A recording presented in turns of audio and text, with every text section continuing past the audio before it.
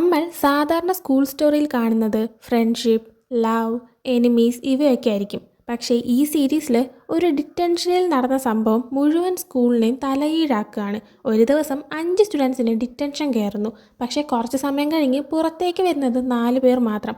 സ്കൂളിലെ എല്ലാവരുടെയും സീക്രട്ടുകൾ പുറത്തുവിടുന്ന ഒരു കുട്ടി. എല്ലാവരും ഭയക്കുന്ന ആ ഒരു പയ്യൻ, അവൻ അപ്രതീക്ഷിതമായിട്ട് മരിക്കുന്നു. തുടക്കത്തിൽ അതൊരു അപകടമാണെന്നൊക്കെ തോന്നും. പക്ഷേ കുറച്ച് സമയം കഴിഞ്ഞ് എല്ലാം മാറത്തുടങ്ങും. സംശയം പോകുന്നത് ആരിലേക്കാണെന്നോ? അവനൊപ്പം അവസാനമായി ഉണ്ടായിരുന്ന ആ ഒരു 4 സ്റ്റുഡൻസിലേക്കാണ്. ഒരു ടോപ്പറായിട്ടുള്ള പെൺകുട്ടി, ഒരു ബാഡ് ബോയ് ടൈപ്പ് പയ്യൻ, ഒരു പ്രശസ്തമായിട്ടുള്ള അത്ലറ്റായിട്ടുള്ളൊരു പയ്യൻ, പുറത്ത് പെർഫെക്റ്റ് പോലെ തോന്നുന്ന മറ്റൊരു പെൺകുട്ടി. പക്ഷേ ഇവരിൽ ഓരോരുത്തർക്കും ഒളിപ്പിക്കാനായിട്ട് സീക്രട്ടുകൾ ഉണ്ടായിരുന്നു. ഈ സീക്രട്ട് പുറത്തു വന്നാൽ അവരുടെ ലൈഫ് തന്നെ മാറിപ്പോവും. അതുകൊണ്ട് തന്നെ ഇവരിൽ ആരെയെങ്കിലും വിശ്വസിക്കണമോ എന്നതുപോലും നമുക്ക് ഒട്ടും തന്നെ മനസ്സിലാക്കാനായിട്ട് പറ്റില്ല. ഓരോ എപ്പിസോഡ് കഴിയുമ്പോഴും പുതിയ ട്വിസ്റ്റുകൾ വരും, പുതിയ സസ്പെൻസുകൾ വരും. പക്ഷേ യഥാർത്ഥ കൊലയാളി ആരെന്നത് അവസാന നിമിഷം വരെ മനസ്സിലാകത്തുമില്ല. Friendship, trust issues, relationship, school drama, പിന്നെ ഒരു അടിപൊളി മർഡർ മിസ്റ്ററി, ഇതെല്ലാം മിക്സ് ചെയ്ത് ഒരു സൂപ്പർ ടീൻ ത്രില്ലർ സീരീസാണ് one of us is lying. ഇപ്പോൾ തന്നെ ഈ ഒരു സ്റ്റോറിയുടെ ആ ഒരു വൺ ലൈൻ എന്താണെന്ന് എല്ലാവർക്കും മനസ്സിലായിട്ടുണ്ടായിരിക്കും. കൂടുതലൊന്നും പറയാനായിട്ട് നിൽക്കുന്നില്ല. നമുക്ക് നേരെ ഫസ്റ്റ് എപ്പിസോഡിലേക്ക് കിടക്കാം. തുടക്കത്തിൽ തന്നെ കാണിക്കുന്നത് സ്കൂളിലുള്ള എല്ലാ സ്റ്റുഡൻസിൻ്റെയും ഗോസിപ്പുകൾ പബ്ലിക്കാക്കുന്ന ഒരു പയ്യനെയാണ്. അവൻ്റെ പേര് സൈമൺ എന്നാണ്. സൈമൺ ഒരു ഗോസിപ്പ് ആപ്പ് ക്രിയേറ്റ് ചെയ്തിട്ടുണ്ട്. അതിൻ്റെ പേര് എബൌട്ട് ദാറ്റ് എന്നാണ്.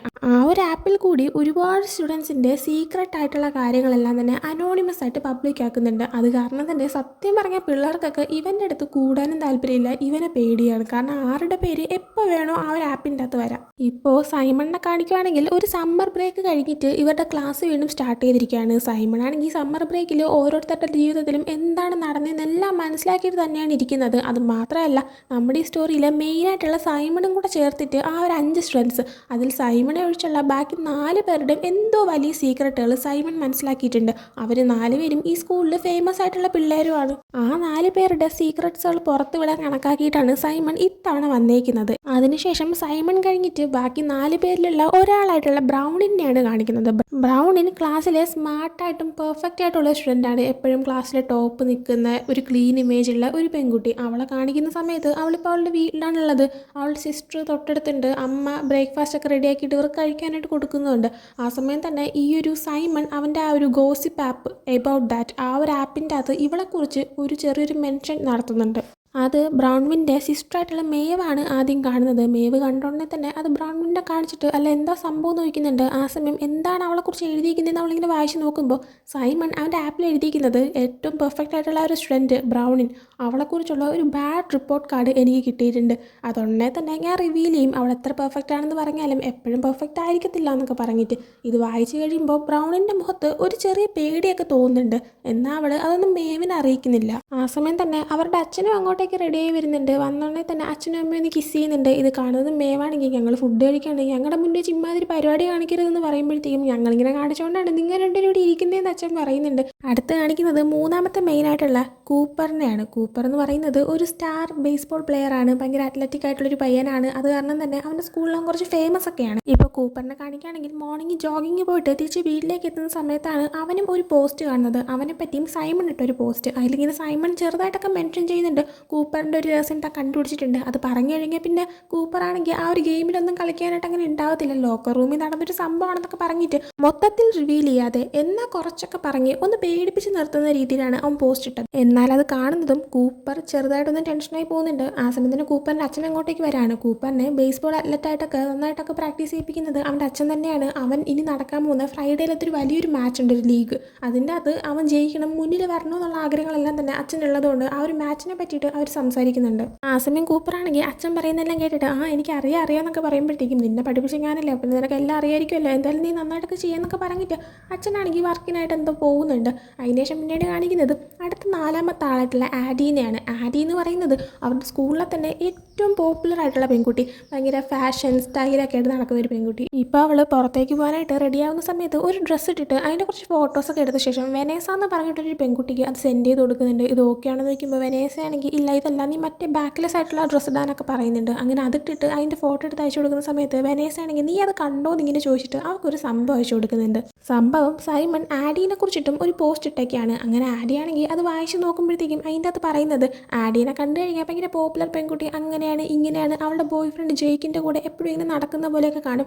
പക്ഷേ നമുക്കല്ലേ അറിയാവൂ ആഡിക്ക് മറ്റൊരു ചെക്കൻ ഉണ്ടെന്നുള്ള കാര്യം. അതവൻ ഇൻഡയറക്റ്റ് ആയിട്ടാണ് ആ പോസ്റ്റിൽ കൂടെ പറയുന്നത്. അത് വായിക്കുമ്പോഴത്തേക്കും ആഡി ഭയങ്കര ടെൻഷനാകുന്നുണ്ട്. കാരണം അവളുടെ സീക്രട്ടും റിവീൽ ആവാനായിട്ട് പോവുകയാണ്.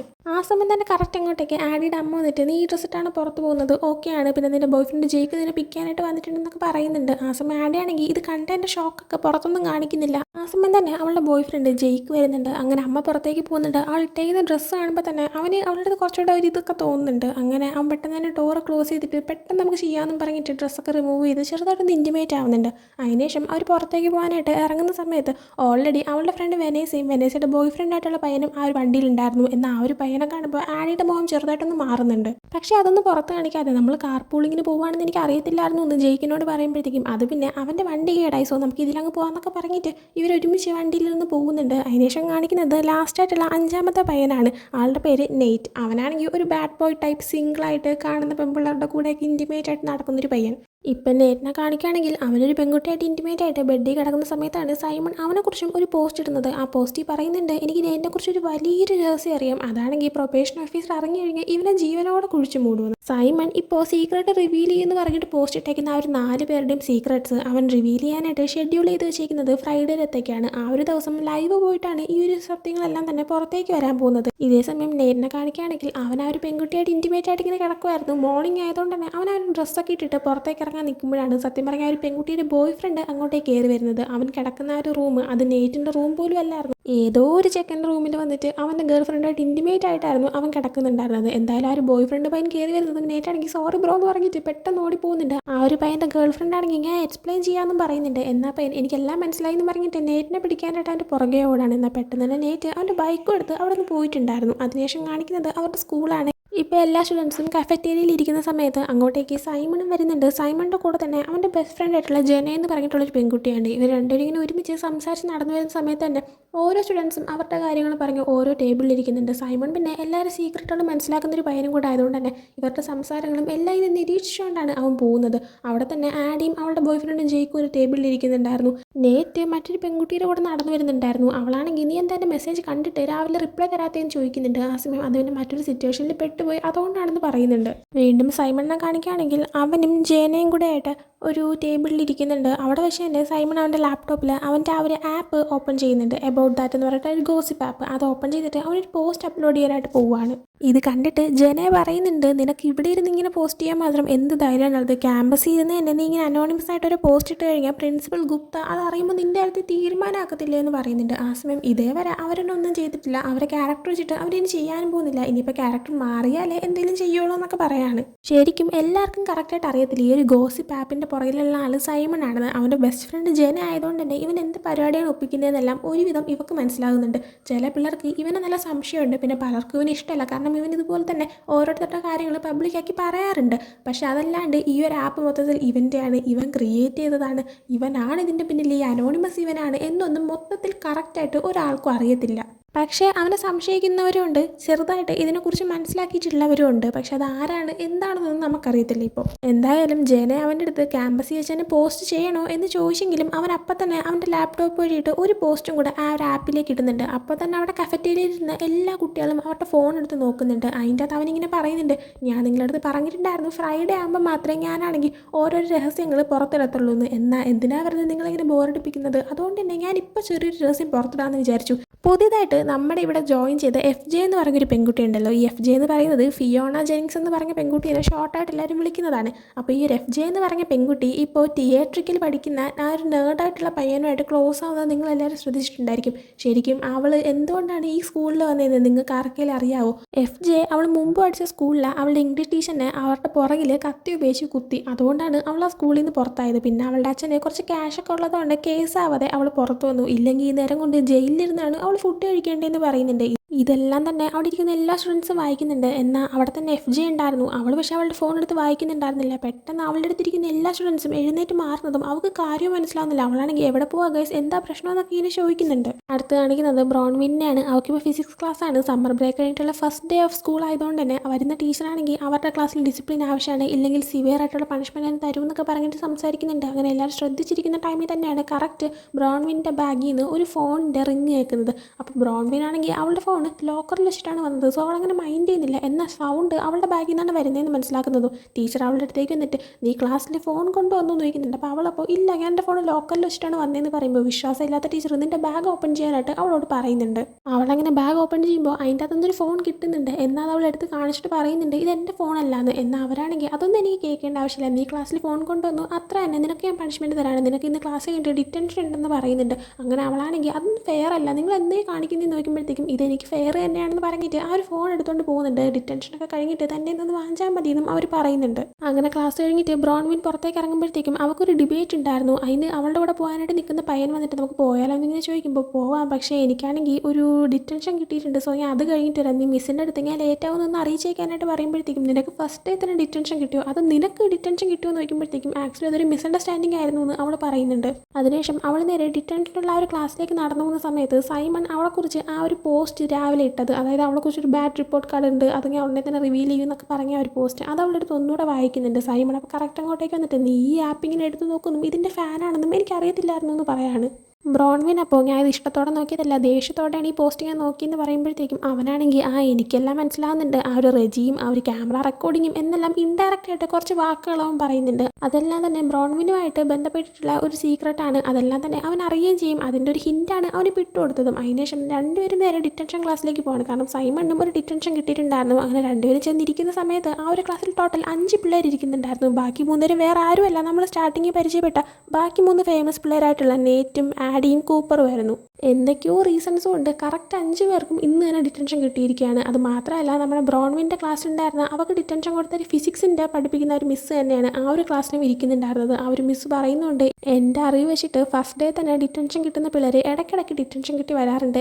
നിങ്ങൾക്ക് എന്തായാലും ഈ ഡിറ്റൻഷനിൽ ഞാൻ തരുന്ന പണിഷ്മെൻറ്റ്, നിങ്ങൾ എന്തിനാണ് ഇങ്ങോട്ടേക്ക് വന്നത്, എന്ത് റീസൺ കാരണമാണ് നിങ്ങൾക്ക് ഡിറ്റൻഷൻ കിട്ടിയത്, നിങ്ങളൊരു പേപ്പറിൽ എഴുതണം എന്നിങ്ങനെ പറയുന്നുണ്ട്. ആ സമയം ബ്രോൺവിനാണെങ്കിൽ പറയുന്നുണ്ട്, ആക്ച്വലി ഞാനാണെങ്കിൽ ഇവിടെ അൺഫെയർ ആയിട്ടാണ് വന്നിരിക്കുന്നത്, അത് എൻ്റെ ഫോൺ പോലും അല്ലായിരുന്നു, നിങ്ങൾ തെറ്റിദ്ധരിച്ചിട്ടാണ് എന്നെ ഇവിടെ പിടിച്ചിരുത്തിയിരിക്കുന്നതെന്ന് പറഞ്ഞിട്ട് അവളുടെ ഫോൺ പുറത്തേക്ക് എടുത്തിട്ട് ഇതാണ് എൻ്റെ ഫോൺ എന്ന് പറയുന്നുണ്ട്. ആ സമയം ആ ഒരു മിസ്സ് നീ വീണ്ടും അടുത്തൊരു ഫോൺ ക്ലാസ്സിലേക്ക് കൊണ്ടുവന്നു എന്ന് വെച്ചിട്ട് ആ ഒരു ഫോണും പിടിച്ചു വെക്കുന്നുണ്ട്. ആ സമയം അവളാണെങ്കിൽ നിങ്ങളെന്താണ് ഇങ്ങനെ, ഒരാൾ എന്തിനാണ് 2 ഫോൺ യൂസ് ചെയ്യുന്നത്, അതിൻ്റെ ആവശ്യമില്ലല്ലോ, പിന്നെ നിങ്ങളെന്താ എന്നെ വിശ്വസിക്കാത്തതെന്നൊക്കെ ചോദിക്കുമ്പോഴത്തേക്കും സൈമൺ ആണെങ്കിൽ എനിക്കറിയാം ഒരാൾ എന്തിൻ്റെ 2 ഫോൺ യൂസ് ചെയ്യണമെന്ന്, അല്ലേ നേറ്റ് എന്നിങ്ങനെ നേറ്റിനെ വിളിച്ച് ചോദിക്കുമ്പോൾ നിനക്ക് എന്താണ് വേണ്ടത് നേറ്റ് തിരിച്ചു ചോദിക്കുന്നുണ്ട്. ആ സമയം മിസ്സ് ശരി നിങ്ങൾ മര്യാദയ്ക്ക് ഇരുന്ന് നിങ്ങളുടെ വർക്ക് ചെയ്യുക, ആരും കോപ്പി ചെയ്യാൻ പാടില്ല, സംസാരിക്കാൻ പാടില്ല, മര്യാദയ്ക്ക് ഇരുന്ന് ചെയ്യാനായിട്ട് ആവശ്യപ്പെടുന്നുണ്ട്. ആ സമയം ബ്രോൺവിനാണെങ്കിൽ ഞാൻ ആക്ച്വലി പേപ്പറൊന്നും അങ്ങനെ യൂസ് ചെയ്യാറില്ല, സോ ഞാൻ എൻ്റെ ലാപ്ടോപ്പ് യൂസ് ചെയ്തിട്ട് ടൈപ്പ് ചെയ്തോട്ടെ, അല്ലെങ്കിൽ തന്നെ തെറ്റിദ്ധരിച്ചാലും നിങ്ങൾ എന്നെ ഇവിടെ കൊണ്ടിരുത്തിയിരിക്കുന്നതെന്ന് പറയുമ്പോഴത്തേക്കും എനിക്കങ്ങനെ ഡിവൈസസ് യൂസ് ചെയ്തിട്ട് ഒരു കുട്ടി വർക്ക് ചെയ്യുന്നത് തീരെ ഇഷ്ടമുള്ള പരിപാടിയല്ല എന്ന് പറയുന്നുണ്ട്. ആ സമയം സൈമൺ വീണ്ടും എന്തോ സംസാരിക്കാനായിട്ട് വരുമ്പോൾ മിസ്സാണെങ്കിൽ നിനക്ക് ചോദ്യങ്ങൾ ചോദിച്ച് തീർന്നില്ലേ സൈമൺ എന്ന് ചോദിക്കുന്നുണ്ട്.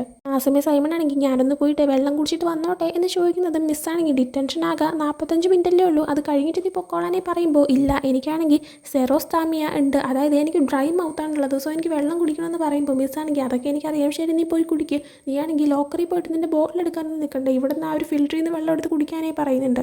അവർ പറഞ്ഞതുപോലെ തന്നെ സൈമൺ അതിൽ നിന്ന് ഒരു ഗ്ലാസ് വെള്ളം എടുത്തിട്ട് അവൻ്റെ സീറ്റിലേക്ക് വന്നിരിക്കുന്നുണ്ട്. ആ ടൈമിലാണ് കറക്റ്റ് ഇവർ നിൽക്കുന്ന ക്ലാസ് റൂമിൻ്റെ ഗ്ലാസ്സിൽ പുറത്തുനിന്ന് ആരോ ഒരു മുട്ടയൊക്കെ ഇങ്ങനെ വലിച്ചെറിയുന്നത്, അതിങ്ങനെ വന്ന് അതിലിങ്ങനെ പറ്റി പിടിക്കുന്നതും ഇവരാണെങ്കിൽ എന്താ സംഭവം എന്നിങ്ങനെ നോക്കുന്നുണ്ട്. നോക്കുമ്പോഴാണ് 2 പയ്യന്മാർ, അവരെ ലഗൂണാസ് എന്നാണ് ഇവരിങ്ങനെ റെഫർ ചെയ്യുന്നത്, എന്തുകൊണ്ടാണെന്ന് അറിയത്തില്ല.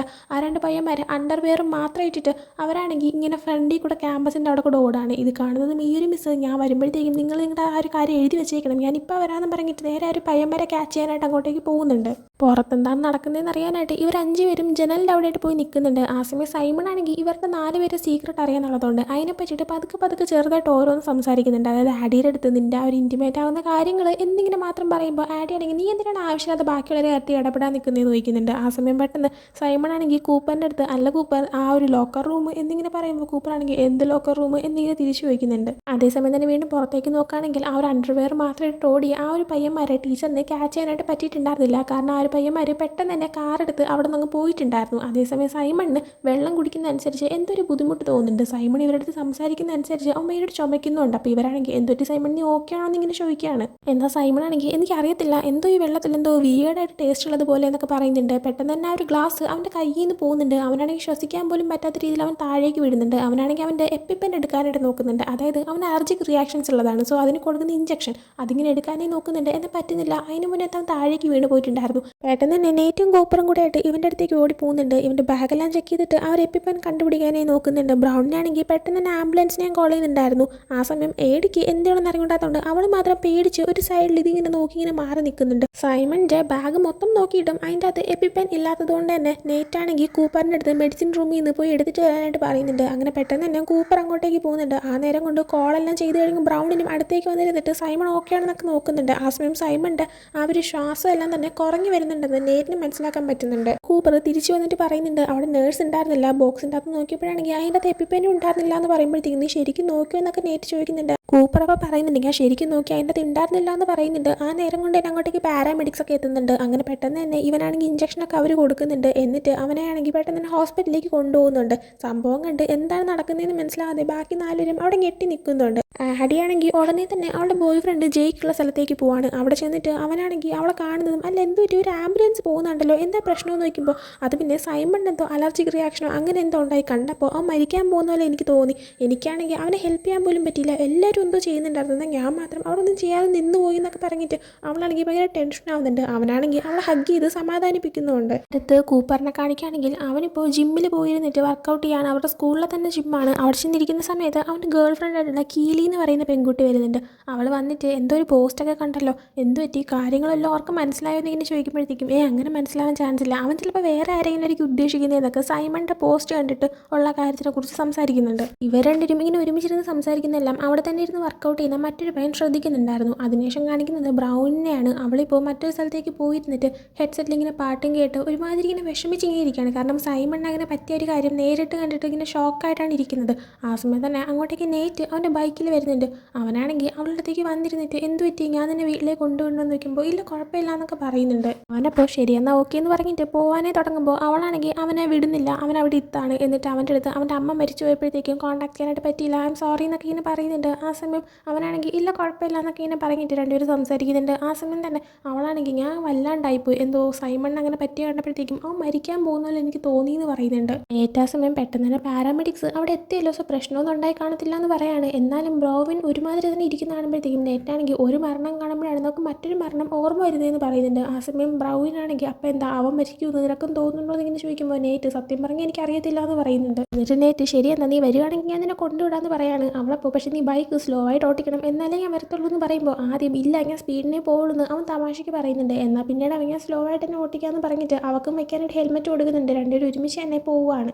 അവളുടെ വീട്ടിലെത്തി കഴിയുമ്പോഴത്തേക്കും രണ്ടുപേരും കുറച്ചിങ്ങനെ ഐ കോൺടാക്ട് കൊടുത്തിട്ട് ഇങ്ങനെ കിസ് ചെയ്യാൻ പോകുന്നവരെ ക്ലോസ് ആയി വരുന്നുണ്ട്. എന്നാൽ ആ ടൈമിലാണ് അവൾക്കൊരു കോൾ വരുന്നത്. വിളിച്ചത് അവളുടെ അമ്മയായിരുന്നു. അവളുടെ അമ്മ വിളിച്ചിട്ട് ഒരു ന്യൂസ് അറിയിക്കുന്നുണ്ട്. അങ്ങനെ അവളാണെങ്കിൽ ഞാൻ വീട്ടിലെത്തി ഓക്കെ അമ്മ ശരി അമ്മ എന്ന് പറയും കോൾ കിട്ടിയതിന് ശേഷം നേറ്റിനോട് പറയുന്നുണ്ട് സൈമൺ മരിച്ചു പോയിന്ന്. അതിനുശേഷം കാണിക്കുന്നത് അടുത്ത ദിവസം സ്കൂളിൽ എല്ലാ സ്റ്റുഡൻസിനെയും വിളിച്ചിരുത്തിയിട്ട് സൈമണിൻ്റെ ആ ഒരു മരണ വാർത്തയെല്ലാം തന്നെ പ്രിൻസിപ്പൾ സംസാരിക്കുന്നതാണ്. നാളെ ഈവനിങ് അതിനെക്കുറിച്ചൊരു ഇതുണ്ടായിരിക്കും, എല്ലാവരും ജോയിൻ ചെയ്യണമെന്നൊക്കെ പറയുന്നുണ്ട്. അതേസമയം സൈമണിൻ്റെ ബെസ്റ്റ് ഫ്രണ്ട് ജനയാണെങ്കിൽ എന്താണെന്ന് അറിയുന്നത് അത് വല്ലാണ്ടെങ്കിൽ എക്സോസ്റ്റഡ് ആയിട്ട് ഭയങ്കരമായിട്ട് വിഷമിച്ചങ്ങായിട്ടായിരുന്നു ഇരിക്കുന്നുണ്ടായിരുന്നത്. ആ ഒരു മീറ്റിംഗ് കഴിഞ്ഞ് എല്ലാവരും പുറത്തേക്ക് ഇറങ്ങുമ്പോഴത്തേക്കും ആഡിയും ജയിക്കും നടന്നു പോകുന്നതിൻ്റെ അടുത്തേക്ക് ജന വരുന്നുണ്ട്. വന്നിട്ട് ആഡിയുടെ അടുത്ത് നീ അവിടെ ഉണ്ടായിരുന്നതല്ലേ, എന്തായിരുന്നു സിറ്റുവേഷൻ, ഒരുപാട് കഷ്ടപ്പാടായിരുന്നു എന്നിങ്ങനെ ചോദിക്കുമ്പോഴത്തേക്കും അത് കണ്ടിരിക്കാൻ ഭയങ്കര ബുദ്ധിമുട്ടായിരുന്നു എന്ന് അവൾ പറയുന്നുണ്ട്. ആ സമയം ജനയാണെങ്കിൽ ഞാൻ നിൻ്റെ സിറ്റുവേഷൻ അല്ല, അവൻ ഒരുപാട് സഫർ ചെയ്തോ അങ്ങനെയാണോ മരിച്ചതെന്നിങ്ങനെ ചോദിക്കുമ്പോഴത്തേക്കും ആഡിയാണെങ്കിൽ സൈമൺ ഉണ്ടായ സിംറ്റംസും അവൻ ശ്വസിക്കാനായിട്ട് കഷ്ടപ്പെട്ടതും എല്ലാം തന്നെ ചിന്തിക്കുന്നുണ്ട്. ആ സമയം ജനയാണെങ്കിൽ നിങ്ങൾ അവനെ ഹെൽപ്പെങ്കിലും ചെയ്തോ എന്നിങ്ങനെ ചോദിക്കുമ്പോഴത്തേക്കും ആഡിക്ക് എന്ത് പറഞ്ഞെന്ന് അറിയത്തില്ല. കാരണം അവൾ മാത്രമാണ് ആ കൂട്ടത്തിൽ കണ്ടുകൊണ്ടിരുന്നതും ഒന്നും ചെയ്യാതിരുന്നതും. അപ്പോൾ അവളിങ്ങനെ കഷ്ടപ്പെടുമ്പോഴത്തേക്കും ജയിക്ക് വേണ്ട വേണ്ട നീ അതിന് മറുപടി കൊടുക്കണ്ട വാ നമുക്ക് പോകാമെന്ന് പറഞ്ഞ് അവളെ വിളിച്ചുകൊണ്ട് പോകുന്നുണ്ട്. അതിനുശേഷം ബ്രോൺവിനെ കാണിക്കുകയാണെങ്കിൽ അവളിപ്പോൾ അവളുടെ ഫ്രണ്ടായിട്ടുള്ളൊരു പെൺകുട്ടിയോട് നടന്നു വരുന്ന സമയത്താണ് കഴിഞ്ഞ ദിവസം ഡിബേറ്റിന് വേണ്ടിയിട്ട് അവളെ വന്ന് വിളിച്ച ആ ഒരു പയ്യൻ, അവൻ്റെ പേര് ഇവാൻ എന്നാണ്. ഇവാൻ വന്നിട്ട് നീ ഇപ്പോൾ ഓക്കെ ആണോ, എങ്ങനെയുണ്ട് കാര്യങ്ങൾ, നാളെ നമുക്ക് മീറ്റ് ചെയ്യാൻ പറ്റുമെന്ന് ഇങ്ങനെ ചോദിക്കുമ്പോഴത്തേക്കും അതേ എന്നൊക്കെ അവൾ പറയുന്നുണ്ട്. അങ്ങനെ അവൻ പോയി കഴിയുമ്പോഴത്തേക്കും എന്തിനാണ് മീറ്റ് ചെയ്യുന്നതെന്നൊക്കെ ഫ്രണ്ട് ചോദിക്കുന്നുണ്ട്. ആ സമയം അത് പിന്നെ ഒരു സ്റ്റഡീസിൻ്റെ കാര്യത്തിനാണെന്ന് അവൾ പറയുന്നുണ്ട്. ആ സമയം നെറ്റ് അതുവഴി പാസ് ചെയ്ത് പോകുന്നത് അവൾ കണ്ടത്. അങ്ങനെ നേറ്റിനെ വിളിച്ച് അവളെ സംസാരിക്കുന്ന സമയത്ത് നേറ്റാണെങ്കിൽ നീ ഓക്കെ ആണെന്ന് ഇങ്ങനെ ചോദിക്കുമ്പോൾ ഇന്നലെ രാത്രി എനിക്ക് ഉറങ്ങാൻ പറ്റില്ല, പക്ഷേ ഞാൻ ഓക്കെ ആണെന്ന് പറയുമ്പോൾ എനിക്കും അതുപോലെ തന്നെ ഉറങ്ങാനേ പറ്റിയില്ല എന്ന് അവൻ പറയുന്നുണ്ട്. ആ സമയം തന്നെ ബ്രോൺവിൻ്റെ ഫ്രണ്ട് അവളോട് നിൽക്കുന്നത് കൊണ്ട് തന്നെ നേറ്റിനോട് നമുക്ക് പിന്നെ സംസാരിച്ചാലോ എന്നാൽ ഇപ്പോൾ പൊക്കോട്ടെ എന്നിങ്ങനെ ചോദിച്ചിട്ട് ബായ് പറഞ്ഞ് പോകുന്നുണ്ട്. അതിനുശേഷം പിന്നീട് അവളിങ്ങനെ നടന്നു പോകുന്ന സമയത്ത് തന്നെ പ്രിൻസിപ്പൾ ഒരു അനൗൺസ്മെൻറ്റ് നടത്തുന്നുണ്ട്. നമ്മുടെ സൈമൺ മരിച്ചത് കണ്ട ഇവരെ 4 പേരെയും ഒന്ന് മീറ്റ് ചെയ്യണമെന്ന് പറഞ്ഞിട്ട്. അങ്ങനെ നേറ്റ്, ആഡി, കൂപ്പർ പിന്നെ ബ്രോൺവിൻ ഇവർ 4 പേരും പ്രിൻസിപ്പൽ ഓഫീസിൻ്റെ മുന്നിൽ ഇരിക്കുന്ന സമയത്താണ് ആഡി കൂപ്പറിനോട് പറയുന്നത് ഇവിടുത്തെ മെഡിക്കൽ റൂമിലെ പുതിയ നേഴ്സിനെ പിരിച്ചു കിട്ടുമെന്ന്. ആ സമയം എന്താ നമ്മൾ എപ്പിപ്പൻ അന്വേഷിച്ച് പോയിട്ട് കിട്ടാത്തതുകൊണ്ടാണെന്ന് ഇങ്ങനെ ചോദിക്കുമ്പോൾ അതുകൊണ്ടാണെന്ന് കൂപ്പർ പറയുന്നുണ്ട്. ആ സമയം തന്നെ അങ്ങോട്ടേക്ക് പ്രിൻസിപ്പൾ ആണെങ്കിൽ പോലീസ് ഓഫീസറായിട്ടുള്ള മില്ലറിനെ കൊണ്ടുവന്ന് ഇവർക്ക് പരിചയപ്പെടുത്തി കൊടുക്കുന്നുണ്ട്. മില്ലർക്ക് ഇവരുടെ അടുത്ത് കുറച്ച് ക്വസ്റ്റ്യൻസ് ചോദിക്കാനായിട്ടുണ്ടായിരുന്നു. കൂപ്പർ അപ്പോൾ അല്ല എന്തിനാണ് നമ്മുടെ അടുത്ത് ഇങ്ങനെ ചോദിക്കാനായിട്ട് നിൽക്കുന്നത്, നമ്മൾ മരണം കണ്ടതുകൊണ്ടാണോ എന്നിങ്ങനെ ചോദിക്കുമ്പോഴത്തേക്കും നേറ്റാണെങ്കിൽ നമ്മളാണോ അവനെ കൊന്നതെന്നാണ് ഇവർക്ക് സംശയം എന്നിങ്ങനെ പറയുന്നുണ്ട്. കൂപ്പർ അപ്പോൾ അങ്ങനെയാണോ എന്ന് ചോദിക്കുമ്പോഴത്തേക്കും അങ്ങനെയല്ല, എന്നാൽ നമുക്ക് കാര്യങ്ങളൊക്കെ അറിയണമല്ലോ. അത് മാത്രമല്ല അവനാണെങ്കിൽ ഒരു പീനട്ട് അലർജി ഉണ്ട്, അതുണ്ടായതുകൊണ്ടാണ് അവനിപ്പോൾ മരിച്ചേക്കുന്നത്. അവൻ വെള്ളം കുടിച്ച ഒരു ഗ്ലാസ്സിൽ പീനട്ട് ഓയിൽ ഉണ്ടായിരുന്നു, അതെങ്ങനെ അവിടെ വന്നു എന്ന് ഞങ്ങൾക്ക് അറിയേണ്ടത് ആവശ്യമുണ്ടെന്ന് പറയുന്നുണ്ട്. അത് കേട്ട് കൂപ്പർ അപ്പോൾ ഇതൊരു കൊലപാതകമാണോ എന്ന് ചോദിക്കുമ്പോഴത്തേക്കും അങ്ങനെ ആവരുത് എന്നാണ് ഞങ്ങളും ആഗ്രഹിക്കുന്നത്, പക്ഷേ ഞങ്ങൾക്ക് അന്വേഷിച്ച് കണ്ടുപിടിക്കണമല്ലോ എന്ന് അവർ തിരിച്ച് പറയുന്നുണ്ട്. അങ്ങനെ ഓഫീസർ മില്ലർ ശരി എന്നാൽ ഞാൻ നിങ്ങൾ ഓരോരുത്തരായിട്ട് വിളിച്ചിട്ട് ഇൻവെസ്റ്റിഗേഷൻ തുടങ്ങാനായിട്ട് പോവുകയാണെന്ന് പറയുന്നുണ്ട്. ഇവിടെ വെച്ചിട്ട് എപ്പിസോഡ് 1 പാർട്ട് 1 ഇങ്ങനെ ഉണ്ടാക്കുന്നുണ്ട്. പാർട്ട് 2 ഉടനെ തന്നെ അപ്ലോഡ് ചെയ്യുന്നുണ്ടായിരിക്കും. അത് മാത്രമല്ല ഈ ഒരു ഫസ്റ്റ് പാർട്ട് കണ്ടിട്ട് ഈ ഒരു സീരീസിനെ കുറിച്ച് നിങ്ങൾക്ക് എന്താണ് തോന്നുന്നത്, എങ്ങനെയുണ്ടെന്നൊന്നും പറയാനായിട്ട് ആരും മറക്കരുത്. സോ ഉടനെ തന്നെ നെക്സ്റ്റ് പാർട്ട് അപ്ലോഡ് ചെയ്യുന്നതായിരിക്കും. അതുവരെ എല്ലാവർക്കും ബൈ ഫ്രം ഡ്രാമാറ്റിക്കോ ഡയറീസ്.